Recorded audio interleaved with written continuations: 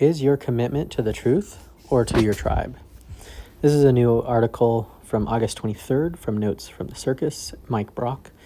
It's titled, There's the Truth and Then There's Daddy. Intelligence Can't Compete with Tribal Loyalty. It has a lot of really helpful insights that I think are worth highlighting. I'm going to go ahead and read this first paragraph, and we're going to skip around to a few pieces of this article, and then I'll put the link in the description if you want to check out the full thing.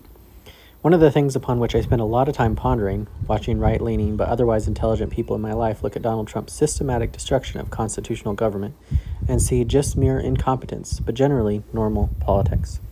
These aren't people force-fed reactionary propaganda and media bubbles. These are sophisticated observers who, if the same fact patterns were playing out in Hungary or Venezuela, would immediately recognize authoritarian consolidation for what it is. So this is illuminating this idea of blind spots, and also how it's difficult to see what's going on when we're inside of that very thing, or when we have biases or prejudices that create those blind spots.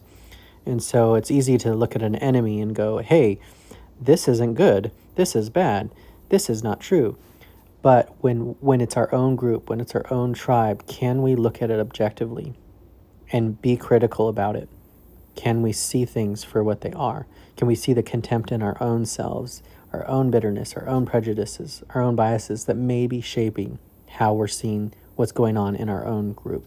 I'm a Republican who's against Trump, vocally against him, and voted for the Democratic nominee in the last two elections. And so I speak out against my own tribe, and a lot of people in my tribe do not like this, and they push back pretty hard because they don't like to be accountable. They don't want responsibility. As much as I was taught by Republicans growing up about responsibility, when I preach responsibility to Republicans, they aren't really interested in it. So this article has some really interesting insights on that vein. Donald Trump is obviously a fraud, a transparent con man who has never successfully negotiated anything beneficial for Americans in either of his administrations. There is no art of the deal, just decades of failed businesses, stiff contractors, and elaborate schemes to avoid accountability for obvious crimes.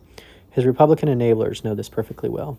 This is actually one of the big reasons why I never voted for Trump in the first place in 2016, is because he had a trail of wreckage, of brokenness, of lies, of cheating people, of exploiting others. And I didn't want to be a part of that, in part because I had been on the other side of that, of different people, and I didn't want to perpetuate that on other people.